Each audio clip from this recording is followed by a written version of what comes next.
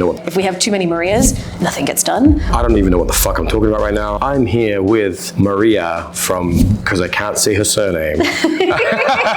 Maria is a fantastic human being that I've had the pleasure of introducing into my life. She is now in charge of the school of Bauhaus, in the bar way. Flavor stuff. In the school of flavor stuff. Maria is a manic pixie girl, bad bar boss from London, between Warehouse and bar with shapes for the name. We never know what you're going to get with Maria in the best possible way. She's also Greek. Yeah. And she's also a Londoner, and she also loves flowers. I do. We don't look at this pack, but it's fine. Now do your version of that intro.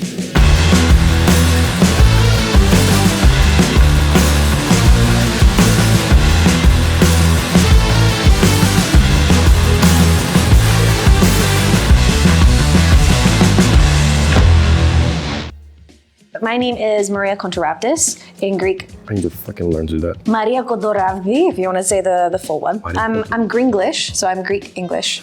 But I'm not from London, I'm from Devon. But I've been in London since 2018. So I was working before in Sexy Fish in Mayfair, which is known for their big Japanese collection of whiskey. Is that where your accent is from? Yeah, but that's where it got good.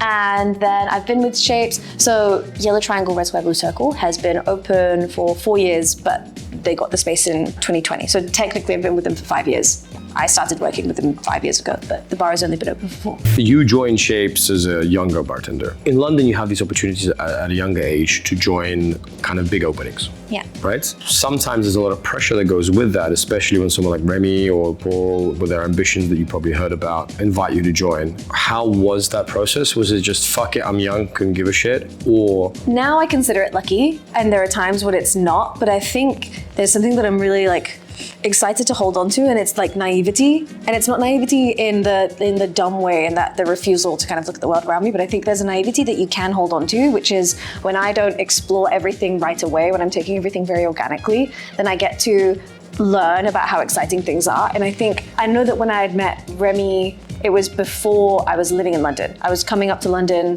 3 or 4 times a year from Devon because I wanted to see what other bars did. So I met him when he was at the Artesian. When I met him, I became friends with him almost immediately. So there was and I think Remy's very good at that. He's very good at not being this very insane, terrifying character to be around. He's actually quite a comfortable character to be around. So I think when I had met him, all of a sudden he was no longer this crazy person with a lot of followers on Instagram, or this person who was making these insane ideas of cocktails. He just served me, and I think he said it's Tuesday, are we drinking champagne? And I was like, yeah, let's drink champagne, and I love this. So then all of a sudden he became a very normal person in my head. So then I stopped understanding that there was a lot of weight behind him, and what he might do might carry a lot of that weight. So when I was going to interview with him and with Paul, I knew Paul from just being at the Artesian as well. When I would finish my shift, I would go and I would work there, and I would meet them. And I think I just wanted to bring them stories of funny stuff that had happened to me that day. I didn't go there to talk about cocktails with them. I would go there to talk to them about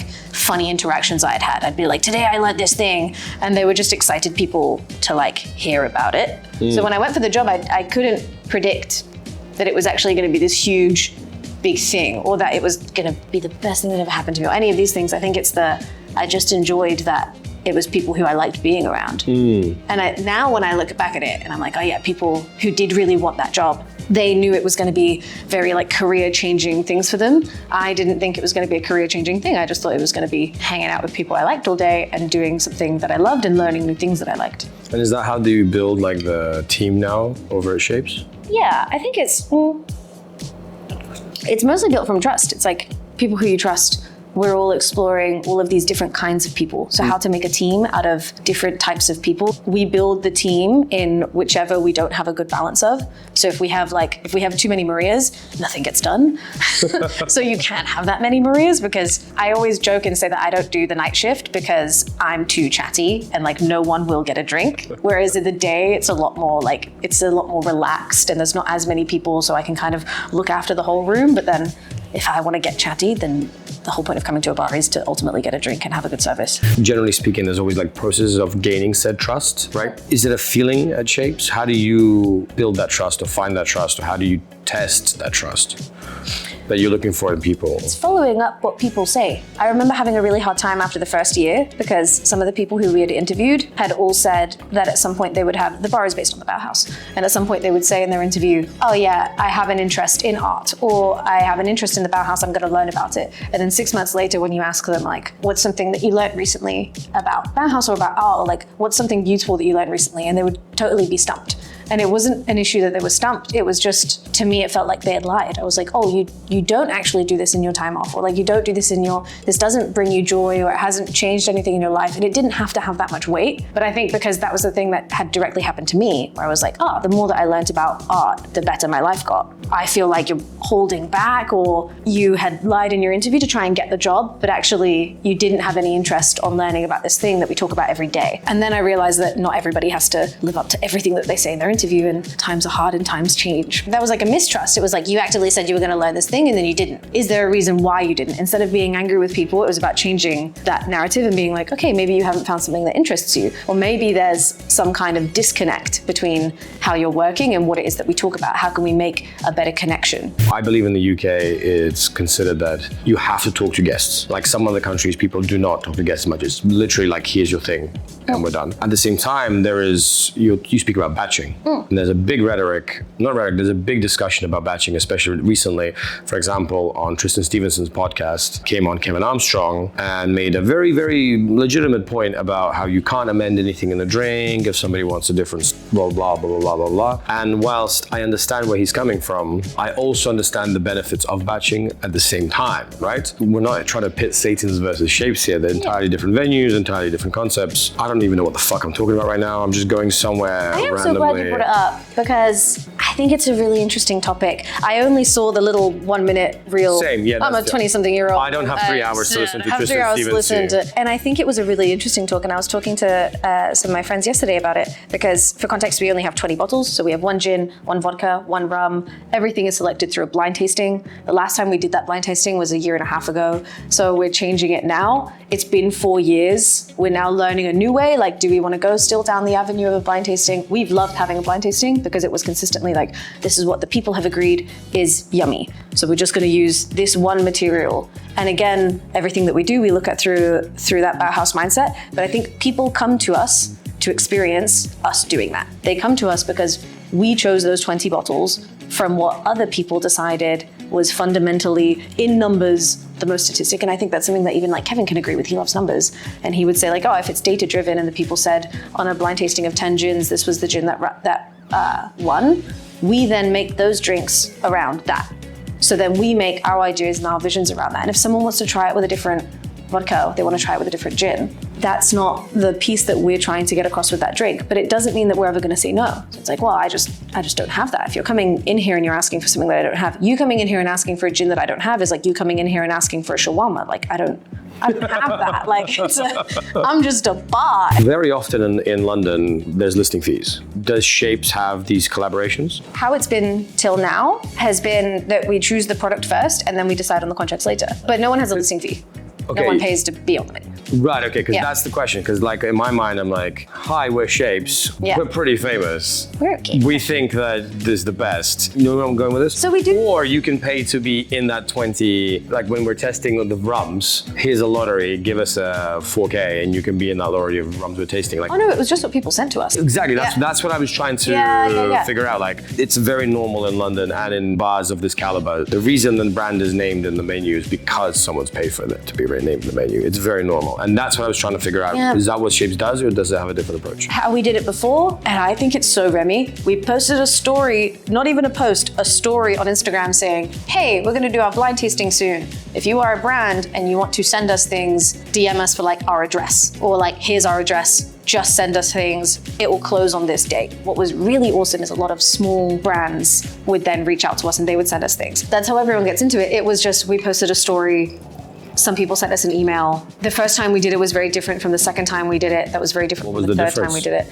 The first time was like 15 of us, all of us bartenders and friends sat in a room and we just tried, I think it was like 5 of every category. And it was just completely like random stuff that we had picked. Right. And that was before the bar was open. So that was 2020. We didn't have a bar yet. Like the And the second time? hadn't. Second time, that was open to the public. So the public could also come, and they made up for like the majority of the vote for it. So the public and the team would do the blind tasting, and it was maybe 12 of every category. And the third time? The third time was the time that is incomplete because we tried to start with tequila. By this point, the bar is now 3 years old and 36 tequilas got sent to us. So then we tried to do 3 stages of 12. So you could come in, and it was at the warehouse, and there were bottles, and anybody could come in and they could try like one phase. They could try 12 tequilas. There's no point of trying any more than 12 tequilas because really, when you try like, hey, your palate's fucked after like 8. But then there were more people that tried one set of 12 over the third set of 12. Like maybe they would try number 1, but they wouldn't, more people tried set number 1, they tried set number 3. Eventually we managed to get a result, but it took us so long to get there. Plus, like, we were just very busy. We were super honest with the last time we ran it, the cognac that won was just completely unaffordable for us to use. That's what I was gonna say. Yeah. Like P&L wise, fuck, that's a money. Oh, the first year we didn't care. We were so just like, we're gonna pick whatever we pick, and if it's expensive, it's expensive. That first time that we won, like Haku vodka won, and at the time we were also using it to distill, which is like a really expensive way.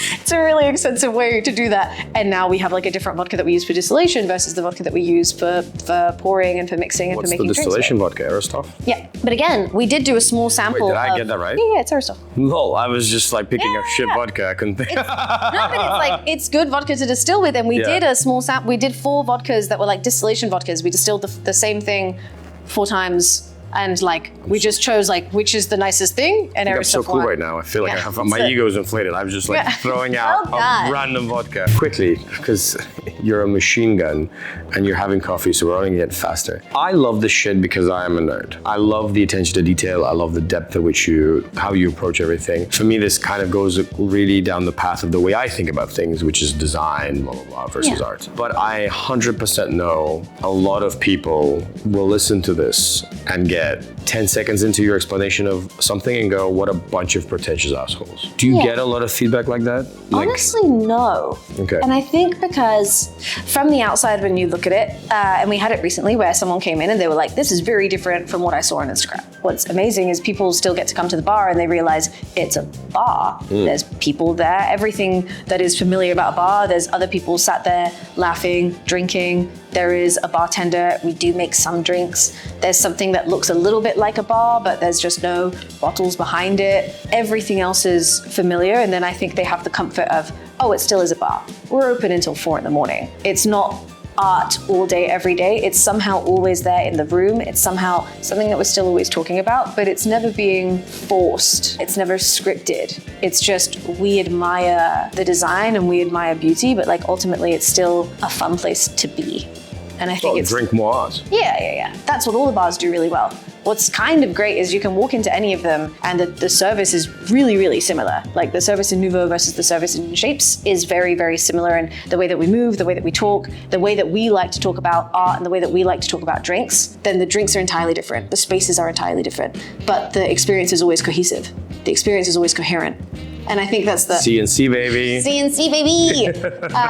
And I think it's really easy for people to think it's pretentious because they don't understand it. And we use like the more negative language where we'll say this is pretentious over this is interesting. It can also just be something that you've never experienced. Do you think that comes from laziness? No, I think it comes from lack of exposure. I knew nothing about art until I moved to London. And I only wanted to learn about art because I was so scared that everyone around me was more cultured. Now I'm trying to categorize it, like I categorize everything.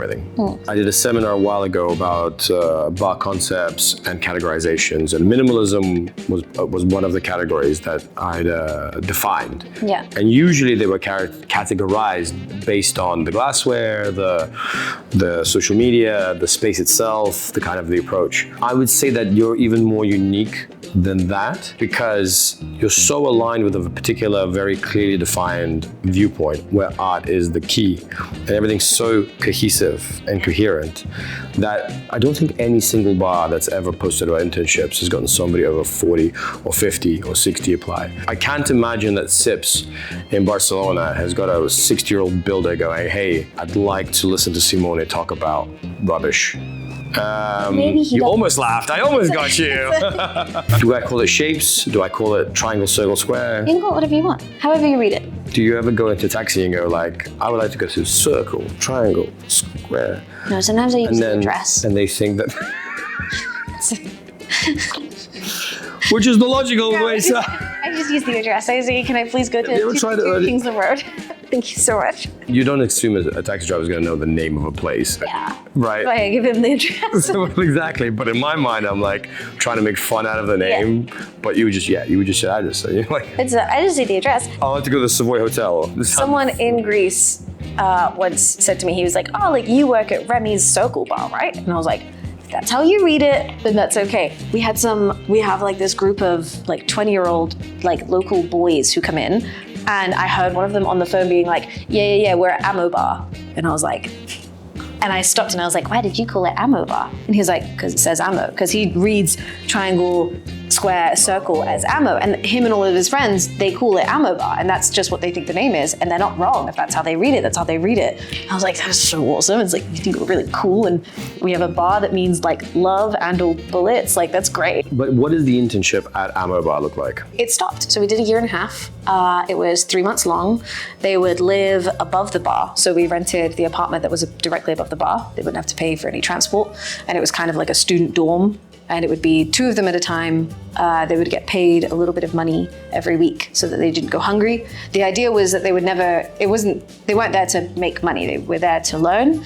And then they would work the shifts as we did them. So then it would be 2 weeks of production, 2 weeks of opening with me. So like the shift that's usually 3 till 10. Then it would be kind of 2 week of mid, and then the rest of it would be the nights. Mm-hmm. They would get time at the end of it where they would maybe have like an R&D week, because they would get assigned homework. So everybody in the team gets assigned homework. So they get applied one structure and one flavor to study. And then at the end of it, they've made that drink. So why did you stop? I think there's a lot of reasons. One of them was because we couldn't really pay for the flat anymore. The other was because it's a really difficult thing to run. It's like, it's hard to train people at the best of times, and then it's hard to train people and also be like educating them throughout. I think also the expectation of you do come here to work, when you come in with all of that energy of just like, yeah, like I'm gonna come and I'm gonna learn. And then actually for the majority of it, you do end up working. We still had weekly check-ins, but sometimes there was this feeling of like, it is really tough. Like if you're not getting paid a full wage and you have left everything else, you've still come here and you've still learned everything. That's a really tough thing to adjust into your life. And I think one day we would love to reintroduce the internship program back. But sometimes there would be this era of 10 years ago, I did a stage at the drinks factory. And it's like I had to pay to London to do it. I had to actually leave one of my jobs to do it because they wouldn't give me the time off to go. So I was like, okay, well, I guess I have to not work here anymore because I really want to go do this thing and it's going to benefit me and it's going to be great for me. But I also remember losing thousands of pounds because I had to live here. I wasn't getting paid.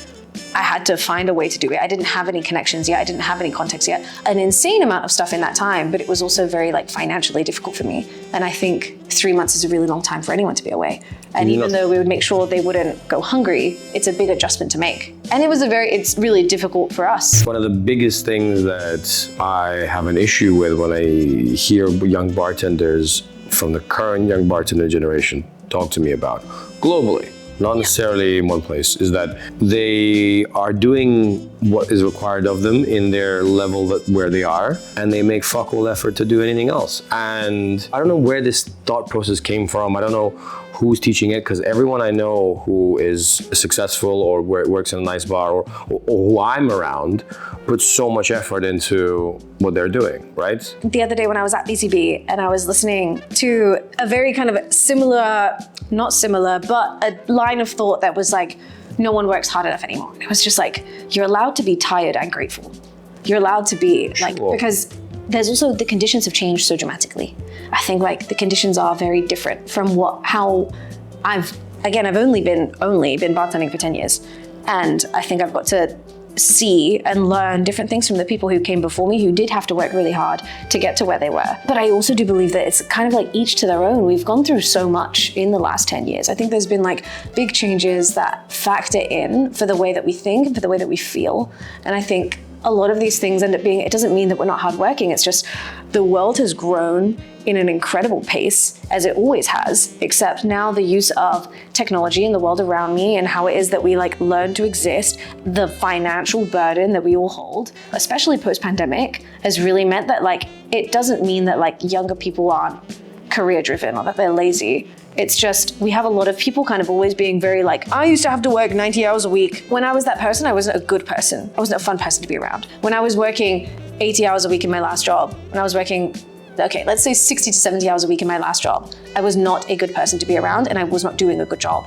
I think it's totally reasonable for people to work less and to use that time to be like healing, living, existing. Sure, but if you're getting to live above shapes for 3 months in a place, I'm not talking about them doing a full-time job and then doing an internship. I'm talking about them spending money to go and fucking work in one of the best places in the world from the world's greatest minds and then living up above that bar. And most of them, actually pretty much all of them, none of them ever complained about that because they knew exactly what they were signing on to. But it doesn't mean that they weren't allowed to also feel that they had left their flat behind for 3 months, that they would still have to pay for, or they would like, effectively, that is 3 months, all of them actually, they knew a really far time in advance that they were gonna come do this. So they had the opportunity to save so that they could still have a nice time whilst they were here. But there's still that kind of weight of, you are leaving behind everything and money is still ticking out of your account. I guess you're just being very nice and I'm just more cynical. Maybe I'm the suck it up generation, or maybe it's because I'm an Eastern European man, I don't know. Yeah. Whatever the reasoning is, the way I think, it's just more of there's an element of, I don't see anybody succeeding without some sort of pain or suffering that is associated with that, not in an extreme way, not chop off your arm, you'll become an Olympian, or maybe Paralympics, but damn, that didn't work, for fuck's sake. I'm trying to throw them in, trying to break you, but it's just not working. But I mean like, you go to the gym, you work out, you'll feel sore the next day, you might stretch, you might do it again. I almost embrace that. That means that there's been some improvement. Does that make sense? Both. Yeah, but I think you know what I mean? Like, you have to have people who are, having people who are cynics are great, and then you have to have people who are also the soft ones. But you need that balance. It's everything that is hot eventually becomes lukewarm, and everything that is cold eventually becomes lukewarm, and everyone's goal is to become to the neutral. Like everything that we do, everything that exists in life is, it gets to a kind of medium. Everything is always working towards this idea of balance, and I think there should also be balance with how it is that we look at that mindset of how we work. You do need to have people that are like, okay, it's gonna be a little bit rough, but we're all gonna come out of this and learn something. And then you also have to have the people who are gonna be there for you to be like the kind of soft and squishy, because that's also beneficial. And I think like if you have people that tell you, again, if we go back onto trust, because I work for people that I trust, and I have this idea of it's almost like a freedom and there's like a safety, it means I can think bigger, I can think more, and I can try and aim towards more. And you bring up in your class sometimes, I think it's like Remy's idea of the box. You can't think outside of your box because you don't have that capacity. You just have to try and make your box bigger. Once you have safety, once you have trust, once you have all of those things, you're able to learn in a safer environment, which means the world doesn't start to collapse around you. In that first year, I nearly cut service off because we didn't have the right sized cookie coin, like a cookie cutter for the lemon coins. And I like had a breakdown because I was just like, if you guys don't understand why not having the perfect circle as a garnish on a martini is like, if we don't have that perfect circle, we're not representing this concept, we're not doing this right. And I will stop this service because of that. That's not gonna help anyone. It's not gonna change the world because we didn't have the right circle. It's a thing to consider of like, how can we make this better? But it didn't mean I had to go full warpath and say, no more money gets to be made tonight. No one gets to have a fun time because we don't have the right lemon coin. And it was because I was tired. It was because I was tired, because I was overrun, because I wasn't talking to anyone about my issues. It's because I wasn't bringing up things that I was upset about. So then I was exploding at the tiniest things. Those first 2 years, I honestly think I was like criminally angry. I was just angry the whole time because I wasn't going down the right avenues and I wasn't explaining anything. I wasn't telling anyone like, I'm angry and I'm sad when things don't work. I was just being kind of built up, and then you have that exact thing is kind of happening in our industry where we're seeing things that we kind of wish we could have had. We wish we could have had this, oh, I don't want to go do this thing because I'm tired or it's not going to make me any money. It's okay to also say like, I won't do things for free. Like it's... There is an element of focus involved when executing a certain level of anything. I think that if we take a spectrum, right? To achieve certain quality of standards, you need a certain amount of effort that goes into creating those quality standards. And that can come down to everything from the technology used to the human beings that are required to operate it. So if you are so true to your concept that a round circle needs to be a certain size in order to do this, and that is the level of execution of what you want to execute, right? That's the level of quality you want to give out. I'm sorry, I understand why you should shut down service in order for, does that make sense? No, and I get it. Because the moment you step away from that level, you're degrading your own values, so to speak. Does that make sense? You can create a range of quality or a range of sticking to your concept, because at the end of the day, of course, somebody could be performing in an opera theater doing Beethoven's Ninth Symphony and they're playing the piano, and the normal human being does not pick up the mistakes that they're making. But the person playing that could be like, oh, I've made a ton of mistakes. I'm not happy with my own performance. See where I'm going with this? But the difference is, do you catastrophize or do you find solutions? So what I didn't learn yet, or what I didn't know yet, is that the world doesn't explode when you don't have the right sized cookie cutter. You find solutions. You stay level-headed. You ask for help. You ask for other people around you. You try and find other things. Because what it was is, I was having the meltdown, and then I turned to Sarah from Bartender. She was working with us, and I was like, we don't have the right size cookie cutter. The world is going to explode. Cut service. And she was like, no, why don't we just find something that is also circular, can cut, and we'll do the same thing. And then it was like a pen lid, and a pen lid can do it. But I wasn't then in a solutions mindset. I was only in this thing isn't going down the one path that I know it to. This is the only way that I know to do this. And if it's not that way, it's nothing. It's that way or the highway. Sure, but the origin of the discussion was about the younger generation. And we started with, I was complaining about that they don't put enough effort into themselves to make sacrifice or whatever. Yeah. So for me, if we're going to go back to where the origin was, they're not looking for a solution. They're complaining that they're not getting the opportunities, the travel, what it is, that all of the shit. They can't find the right cookie cutter. They're not even fucking looking for the cookie cutter. You know what I'm saying is? Having an internship opportunity for somebody, or even drinks factory, which I don't know enough about it. I heard it was very expensive to do, but it is some sort of solution to a problem somebody might have, which is, I need to learn all this stuff. I don't know how to do it. What difference is there between getting a university degree that you're gonna pay 20K for, and then on top of that life and whatever, or spending 4,000 living in London for 3 months? I don't meet a lot of these young people who are complaining. Sure, okay. And I don't think they're complaining at me. And I also think there are other internships. The people, SIPS has been doing their internship for how long? And they have loads of people who go and do it. And I think those people are people who should be credited. The people that came and did our internship are ones who did not complain. And I think it's none of them complained about it. All of them did it to better themselves. The same with the guys from SIPS. None of them complained about it. When we stopped doing it, it wasn't because anybody necessarily complained about it. It was just because if we could do it better, that's something that we would want to do. I don't really meet anyone in my day-to-day who are people who are complaining. I meet people who are really happy to learn and people who are very excited to learn. So whenever I hear the narrative of all of these young people are complaining, I'm actually not meeting them. I'm not meeting any of these people that are. I am meeting people who are asking questions. And I am meeting more and more people who, whenever we go to these wonderful kind of bar convents or conferences or whatever, I always see a lot of young people asking questions on how people like you, how people like Remy, how people like Simone, how they all got to where they are. And I always feel like I'm in the corner and I want to scream at them and I want to say ask them what they're going to do. How they got there is great, but that's their very individual story. Ask them what they want to do, because I think that's the part that's exciting. They didn't get to where they are and now they're just going to stop, or they're going to stay at a stalemate. They're still thinking in a way that's really cool. You should ask them about how they think, because that's the part that you should be looking at. That's the part that you should be curious about. What they've done is awesome, but I think I've never spoken to Alex Gratena about when he worked at the Artisan and really poorly on my behalf. I never really looked into it until someone else told me. They were like, oh yeah, he was part of a whole thing that happened at the Artisan. I was like, oh well, that sounds really awesome. But I only know him as the guy that owns Tehran Elementary. And I only know that because when I went there, I had a great time and I was like, oh, this guy's class. And then someone was like, you know who that is? And I was like, I don't, but he was super nice and the drinks were really great. And I think that's how I want to kind of meet people. And I think my naivety was good for that. That's completely a healthy way to look at it. No one is celebrity culture. I never understood it because I never got excited about meeting. The first time I met Alex Gratena, he was already somebody. But it didn't matter to me. Who cares? He goes, takes a shit the same way I do. You know what I mean? Like, it's still a human being. So I never understood celebrity culture at all. There was moments where I got excited to meet somebody when I was older, you know, like the first time I met Del DeGraaf, for example. Yeah. But I think what you're saying is a very, very healthy way to go about things. I think it's the point that I really want to get across is like, I'm not seeing enough of these people complaining, but I also don't know if they know what the avenues are that they're supposed to take. Like, I think before 10, 15, 20 years ago, there were only so many things that you could do. Now there's a lot of like overwhelming knowledge of how many things go on about. You have an amazing calendar that I have like saved to my phone of all of the stuff that's happening around the world all the time. I think before it used to be a very like stationary way of progression of like, I bartend, I manage, I become owner, or I become BA.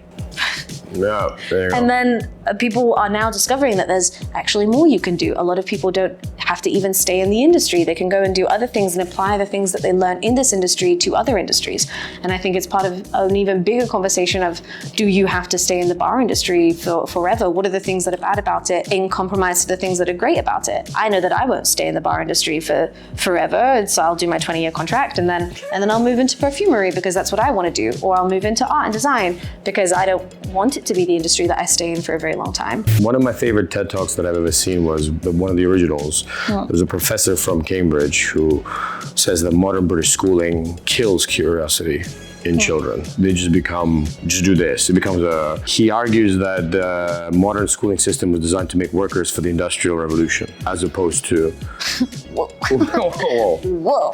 And here's the other thing. Earlier on you mentioned about people don't work hard enough, whatever, right? And you're saying conditions have changed, like almost gotten harder. But like if you think about it, in the UK specifically, 150 years ago, children were in the mines. You know, like, you know what I mean? Like, have they really gotten that much worse? You know what I mean? I feel like we're getting better. And I am fascinated by how, I don't know how schools run now. I only know how schools ran from when I was there, but I think so much has changed from when I was at school. Only 15 years ago. No, but I think, I don't know, there were no phones. You're in Dubai, yeah, sure. There were no phones in class. But they're not giving you fucking iPads, are they, in Ilford and Dagenham and Lumford? Yeah, maybe not. And maybe it hasn't changed that much, but I think the way that children are growing up has changed a lot. Sure, but we're not dealing with children, we're dealing with 18 to 25-year-olds. Oh, okay. You know what I mean? Like, we're dealing with people in our bar. I'm like trying to hold these classes where like babies come and interact with fruit. So I'm just there like, I am so actually fascinated by how children are learning, because I think our industry goes beyond drinks in cocktails and alcohol. Until you're 18 years old, depending on the family that you grew up in, your social skills are developed in a limited fashion. Yeah. And now with smartphones, even more so. The moment you are put into, regardless whether you're type A, type B, type C, whatever, I don't even know how many type of personalities you could be. Or if you're introverted, extrovert, or whatever you are on that spectrum of. My point is that working in the hospitality and working with people forces you, whether if comfortably or uncomfortably, into an environment where you develop social soft skills, right? And that in my mind, that a lot of people who are in management looking after 18, 19, 20-year-olds, 21-year-olds who just got into hospitality, very often they are like babysitters. They're almost like stepfathers and stepmothers in some way or form, right? Because everything before that, this person has their social skills are developed in a limited fashion. But I think coming from that, I think something that I have noticed more is a lot of younger people who are working in bars now. I think before it used to be the majority of one type. It was kind of like the rebels, the people who love to party. I think like a lot of the environments of people working in bars where, again, like everybody will always come back to, like they were maybe working in bars because it was a side job, or like, and people are doing that now. I think we're experiencing a lot different types of people working in bars, whereas before it just used to be the kind of extroverts, loud, party animals, party people, drama students, actors. There's kind of this like mesh of maybe like quite loud characters who are people who are working in bars. And you can still see that now. Like if you ask the people who are industry like icons, they were also the kind of like loud people. They were the class clowns. Now we're experiencing a lot more different styles of people, because we're experiencing people who are both interested in like people, and people who are interested in making drinks, or people who are interested in clubs, or people who are interested in like service styles. I think we now have more things to join hospitality for So we're now experiencing a lot more different kinds of people who are coming for those jobs. I think we just know about the loud ones because they're the ones who got into the press. Those are the loud ones, yeah. You know what I mean? We know them. There's probably always been those kinds of people, but I think it's something that I know that I've noticed a lot more now. I think there's a lot of mentality shift. Yeah. Right? For good or for bad. For me, one of the things I think I'm struggling with, and maybe it's an age thing or stepping away from active service, is that what I'm noticing was a lack of focus, slack in certain standards. And what I mean by that is that I believe that I'll give you an example and you can just comment. Yeah. I believe that if someone has taken an order, it is your job to try and get them the product that they want to the best of the speed that you want to give them without hampering other people's tables, or you're not trying to run a Usain Bolt style to get a gin tonic, but you want to get them to them at a very specific, fairly as quickly as possible service, right? Whether it's having traveled around the world and living in other countries, that urgency doesn't exist. And I'm seeing those urgency standards slip, right? We can just take our time. Yeah. We are 7 deep. Do you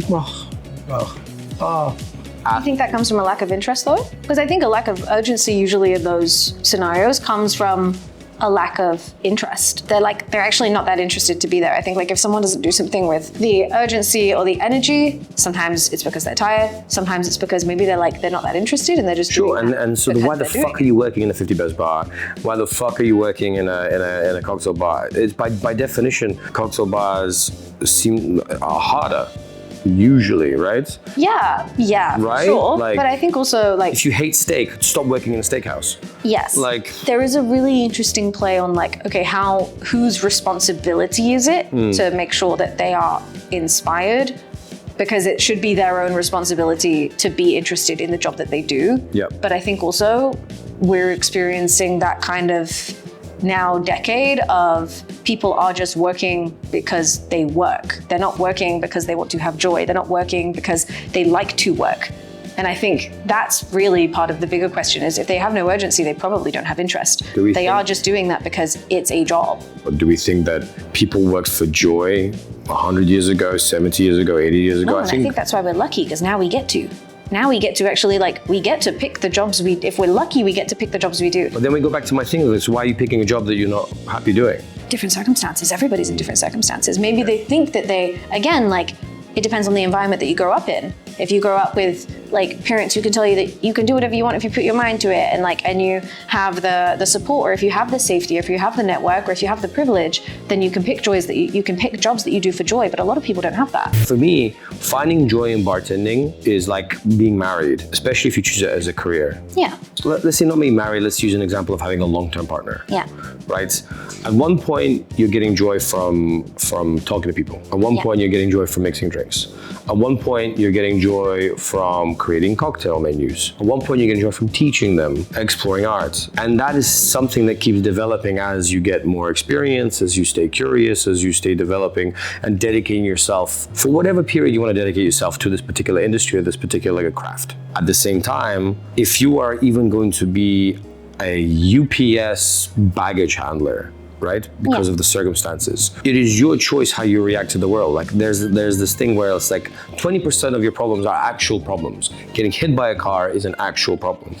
Yeah. But not having a cookie cutter the right size and your reaction to it is a choice that you have made. At the end of the day, if you behave there's that whole thing about do you leave your baggage at the door when you work in a bar? That's very old school, right? People say leave your baggage at the door. That's old school. And then nowadays people are saying, well, no, how can you do that? That's still inside you, that energy, whatever has gone wrong in your, does it make sense? Yeah. People go on about I'm still part of you should leave your baggage at the door. And if there's really something that you can't leave, then make the effort to make sure it's communicated. Correct. It's this really awful thing has happened, I'm trying to leave it, I'm trying to have a good day. And then if I tell, and what happens, so this happens to me often, what I do is I tell whoever's the manager on shift, it's this thing's kind of happened, I'm a little bit off my game today. I'm just letting you know. And then what they'll do is, usually he'll go and he'll sneakily tell everyone hey, Maria needs a little bit of extra love today. Can you just, if you have an opportunity, make her laugh about anything. Question time. I do this with every single person. What is the best thing about bartending? So the immediate fallout is the people, all of them, the people we serve, the people we learn from, the people who make. I think it's it's a people-orientated job. It's the majority of the job. So it's the people. What is the worst thing about bartending? Oh, it's a really lame answer if I just say like the late nights. It's the late nights. I think it's the overwhelm. The overwhelm. But I love the overwhelm at the same time. This was Maria from Bauhaus Shapes for the Name, whose surname I still can't correctly say. And this has been another episode of Bar Talks called Manic Pixie Girl. Thank you. Okay, cut. Oh, yeah. Thank you so much. I love chatting with you.